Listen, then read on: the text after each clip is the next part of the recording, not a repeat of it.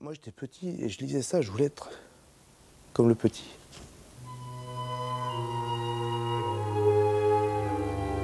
Pourquoi, après tout, la littérature ne donnerait-elle pas naissance à une vocation de pêcheur? Hemingway, le vieil homme qui lutte à mort avec un espadon, et depuis l'âge de 6 ans, Jacques Albin n'a eu de cesse de prendre la mer.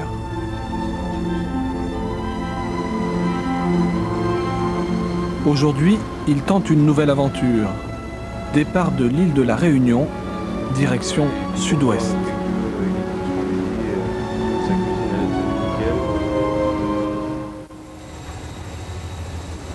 Jacques a lâché les commandes pour devenir armateur. Sa nouvelle folie s'appelle À la Lunga, un bateau de 34 mètres, armé spécialement pour traquer l'espadon, pour pouvoir le dénicher partout dans l'océan Indien. Les hommes d'équipage n'ont pas trop des 2 jours de route pour fourbir la palangre, appelée aussi long line, une ligne flottante qui sera posée à l'arrière du bateau. À la Lunga entame seulement sa 2e campagne de pêche. C'est le plus gros palangrier pélagique, c'est-à-dire palangrier destiné à attraper du thon et de l'espadon, c'est le plus gros de France. Donc c'est une exploitation qui n'est pas, où il n'y a pas trop de repères. Il va falloir défricher la voie, mais bon, ça je l'ai déjà fait plusieurs fois et ça ne me fait pas peur, un petit peu quand même, mais ça me plaît. Fini la romance, bientôt l'action. Tarzan donne l'exemple. Tarzan, c'est le surnom de Bernard, le capitaine. Son équipage, moitié français, moitié malgache, connaît bien la palangre. À l'exception de Philippe, le second, guère habitué à ces latitudes. Non, pas du tout. Avant, je naviguais à l'Octudie, au chalut. Je commandais un chalutier de 20 mètres et on travaillait essentiellement au sud-Irlande et sud-Angleterre. Voilà.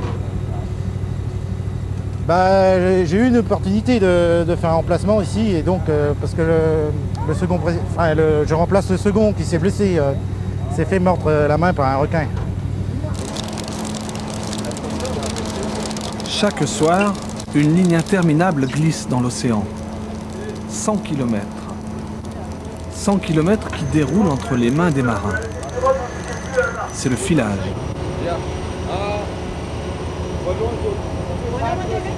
Toutes les 10 secondes, un hameçon appâté passe par-dessus bord 2000 fois par nuit.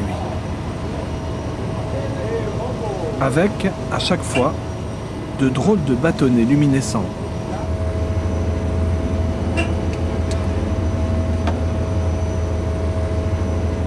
Nous, au bout de chaque hameçon, on a mis un calmar. Les calmars vivants, attirés par cette lumière, ça fait comme une balise dans la mer la nuit, ça fait comme un sentier lumineux, vont venir nager autour de ça. Les espadons vont être attirés par les calmars vivants, vont les tuer avec leur rostre et vont revenir ensuite manger les calmars morts qui restent. Et au milieu des calmars morts, il y en a qui ont un hameçon dedans. Et c'est en gros le principe de comment on attrape des poissons, principalement des espadons.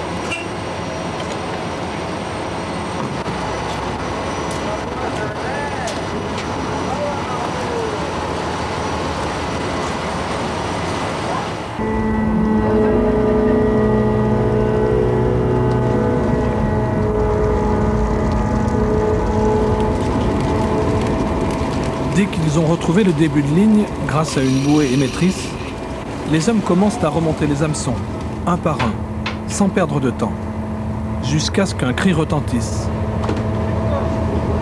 Poisson!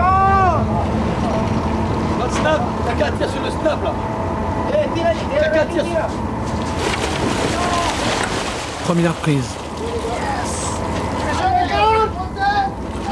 Attention! La petite cave, c'est ballot. Prends la petite cave qui est éloignée. Les espadons ont boudé la ligne, mais les thons ont dévoré les calamars. De gros thons, dangereux quand on les laisse en vie.